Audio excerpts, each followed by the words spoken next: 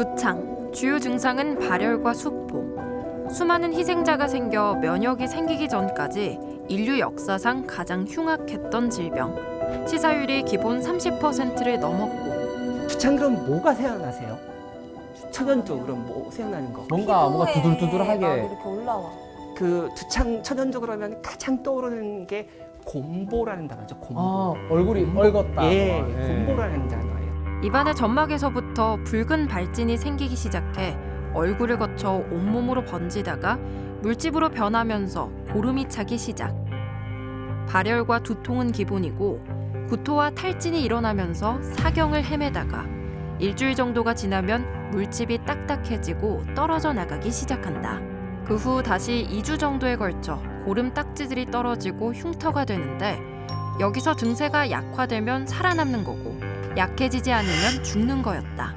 이 병은 이제 그 급성 전염병이 아니고 이제 좀 약간 만성 전염병이어서 이제 우리가 19세기에 늘 달고 살았던 그런 전염병이에요. 근데 이제 이 병이 뭐가 문제냐면 영아 유아들에게 이게 치사율이 굉장히 높습니다. 애기들한테 예. 위험하네. 근데 이제 용케 살아났다.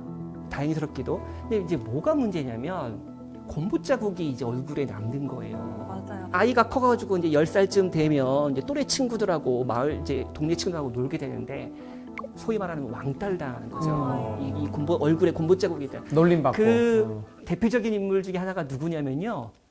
다산 정약용이 그랬습니다.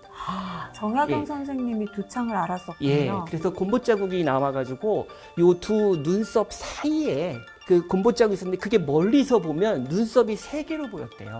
그래서 이제 붙은 별명이 삼미자, 눈썹이 세 개인 아이. 산미자. 예, 그래서 정약용의 그 별명이 저렇게 놀리다니. 삼미자. 아, 자, 그러면 이 두창의 치료법이 있었을까요, 당시에? 치료법은 딱히 없었어요. 그 뭐냐 중두법 종두법 전에, 그러면 종두법 전에는 당연히 없었겠죠. 없었겠죠. 예. 네. 그래서 어떻게 하냐면요. 마을을 그냥 불태워버려요. 저런 식으로. 또 옛날 저 무슨 의학 드라마나 이런 데서도 예, 역병이 도는 마을을 다 불태우거나 이렇게 하는. 예, 그렇게 하죠. 의학이 발달하지 못했던 시기의 해결 방안은 모든 것을 소각하는 방법이었는데 우리 조상들은 두창이 귀신이 노할 만한 짓을 하여 걸리는 병이라고 생각했다. 자, 이 그림 속 주인공들, 지금 8장의 그림이 있는데요. 저 주인공들의 공통점. 공통점 일단 무서워요. 무서워요. 예, 네. 맞아요. 무속인들이 모시는 신 느낌이기도 하고. 신 맞습니다. 아 그래요? 신 맞아요. 예. 예. 컬러풀하게 한 거 예, 보니까. 예. 그래서 이게 이분들의 정체가 뭐냐면 무당들이 각자 섬기는 두창신. 두창신의 두창신이에요? 모습. 두창신.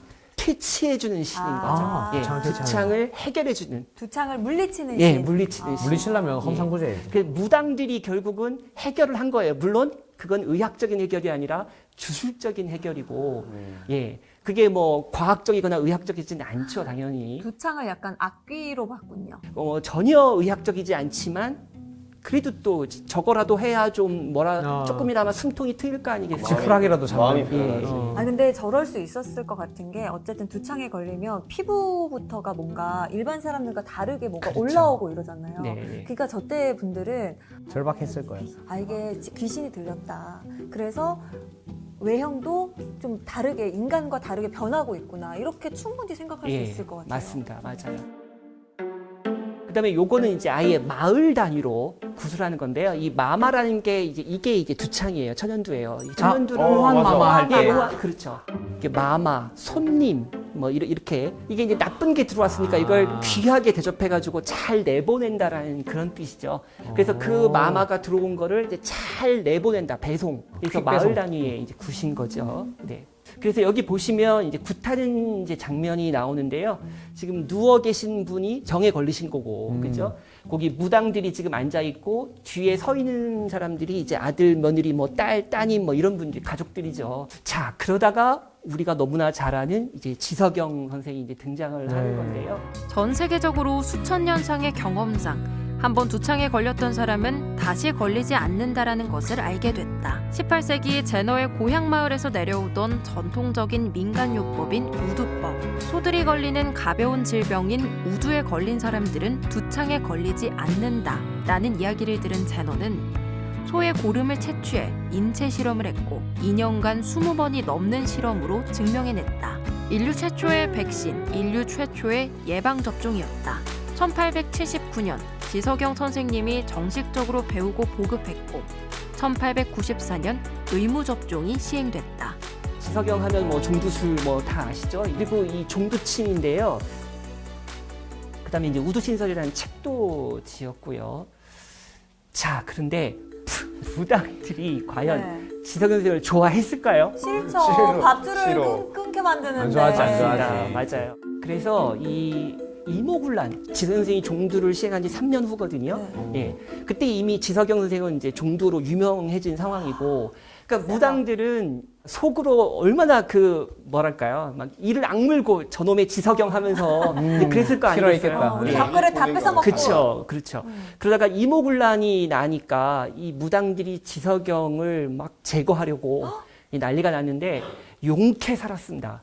지석영 선생님이요? 예. 지석영이 더 잘못하면 죽을 용했네요. 뻔했어요. 근데 이제 무당들의 그런 무속인들의 세계를 꼭 그렇게 꼭 경제적인 것만이 아니라 자기들이 신이 있다고 믿으니까. 그렇지. 그 믿음을 또 건드리는 그렇죠. 그걸 거니까. 그 자기들의 종교적인 영역을 자기들의 그 세계관을 이제 지석영이 건드렸기 때문에 서로 이제 앙숙이 됐던 거고요. 종두술과 관련해서 결국은 이 무속의 세계와 또 의학의 세계, 과학의 세계 이 둘이 이제 맞붙은 이런 경우라고. 의학적, 과학적 지식이 부족했던 시대. 마음이라도 기댈 곳을 찾았고 서양의 기술을 도입해 수많은 생명을 구했다. 1967년부터 국제보건기구의 지휘 아래 전 세계적인 선멸전이 시작됐다.